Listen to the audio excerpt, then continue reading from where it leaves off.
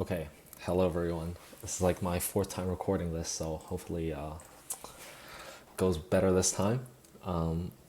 So in one of the previous polls, the number one vote was for valuation metrics and how we determine whether a company is overvalued or undervalued. So before we talk about actual valuation metrics, we have to understand that value is relative, right? So what you are willing to pay for something is different to how much someone else is willing to pay for something, which is kind of what gives liquidity to the stock market, right? If there was an actual tangible value of a company or an organization, well, then everything would just go up in a straight line, right? And there is a theory of that. I think it's called the efficient market hypothesis. And in reality, it just doesn't work because things get overpriced and underpriced. But that's a little bit out of the scope of this video. So essentially, before we start talking about valuation metrics, we have to understand that value is a relative for everything, right? There's no definitive value for a company, or else that'd be too easy. So we understand that. Check. One of the most common valuation metrics people use, especially beginners, is the PE ratio. It's like, I don't know why everyone starts learning this first, but it's just like the most common one and I guess the most easiest to understand. And all it is just the price of the stock. So the price of the stock divided by the earnings. And the thought is technically the lower the P, the better, because it's just like a simple division, right? But this is like not a very good metric to use. And the best ratio that I found is to use enterprise value to Ebitda.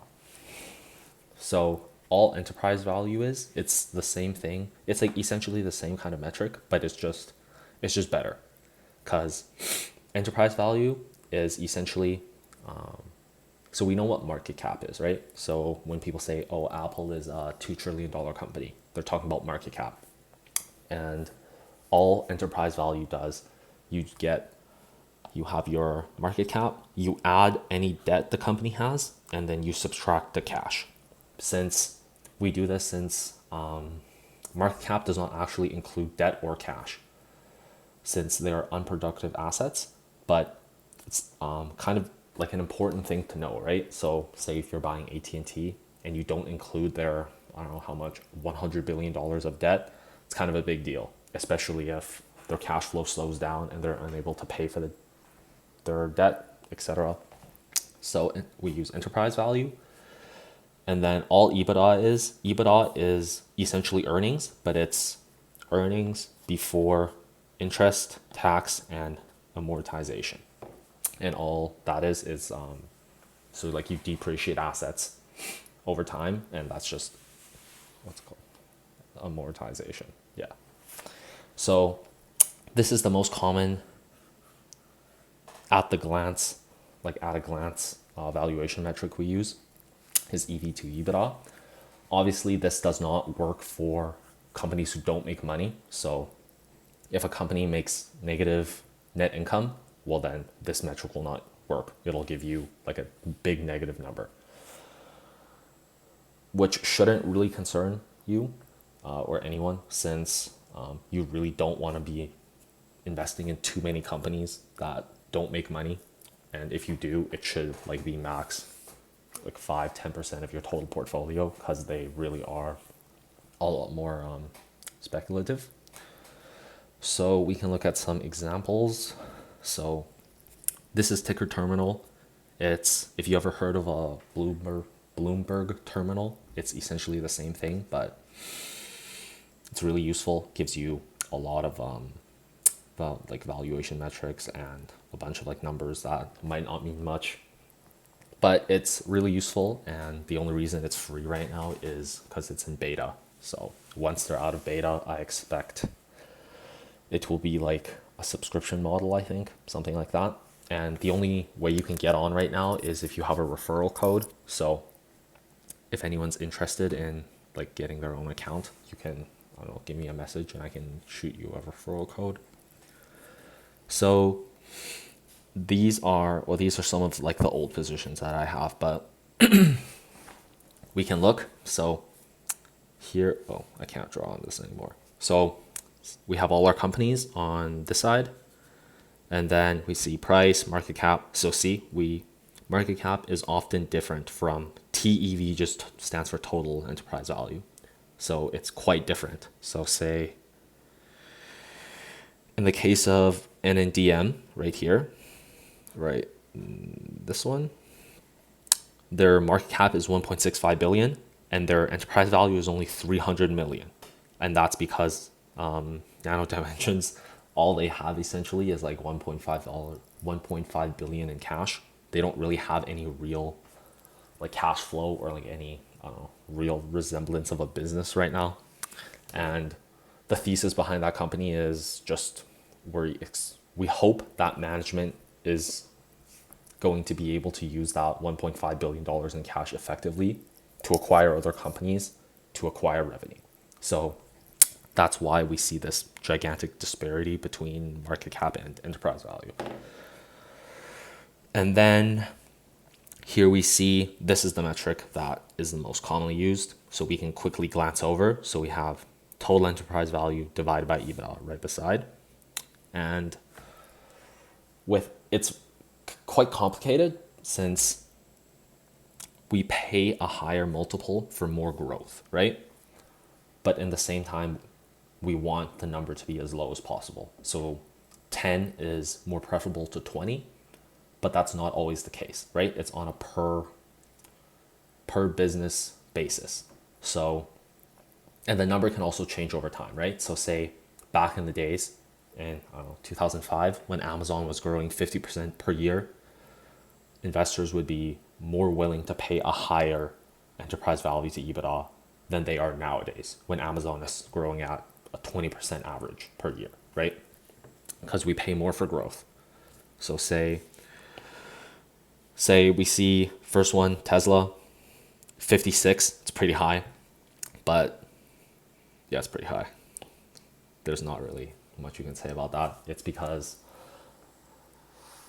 a lot of investors in Tesla are expecting them to grow more. And obviously Tesla has higher growth rates, right? But Dropbox 17, this is what I was talking about, right? Clean Spark. So if we can look at this actually. Did it open? Yeah. Clean Spark is trading valuation. Enterprise value to Ebitda. If we get rid of this anomaly here, right? We see Clean Spark is trading at, what is this? 3.7, 3.9 enterprise value to Ebitda, while they are growing at, if we go to estimates, while they're growing, are we in annual? Okay, we are. While they're growing 100%, oh, whoops. While they are growing, while they're growing 100% last year, 400% this year, and estimated to grow 300% next year. Like, this is completely unheard of. So this is like quite an anomaly. But yeah, essentially we just look at enterprise value to Ebitda. And how you can use this is, say, in the case of Tesla, so we already know that their EV to Ebitda multiple is 56, right? So if we go to valuation and we go competitors, we can see how they compare to other companies, right? So we see Toyota trades at a 9.8, Volkswagen trades at 7.5. What else do we have? GM trades at 6. NIO trades at negative 500 because they're still not profitable so far. And here we can see the like the comparatively, right? So it's really skewed because we see the mean is 1,500, but that's just because of Neo. It's really skewing the numbers. But we see median is 7.8. So if you're looking just on this comparison, we can see that Tesla is really overvalued compared to the rest of the industry, right? Which is, then you have to like go farther down, right?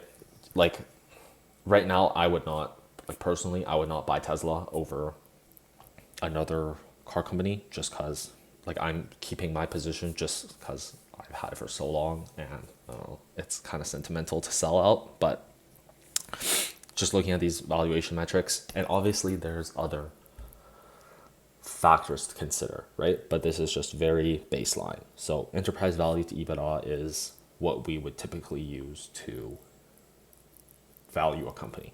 And that's like the most simplest and kind of easiest, I don't know how to put this, but like starter point to start value companies, instead of just like, oh, I think this company's going to do well. So like this is like at least based on tangible numbers, right? And obviously it's a lot more complicated than that. Like companies can have really high EV to EBITDA multiples or really low multiples because of more complex factors, right? And you would have to you have to like read earning reports, you would have to look into their filings, and that's like a lot more complicated than just looking at the number, right? But sometimes that is required. But obviously this is just an intro, and if this makes no sense, or if you guys have any questions, always feel free to just shoot me a message or something. And yeah.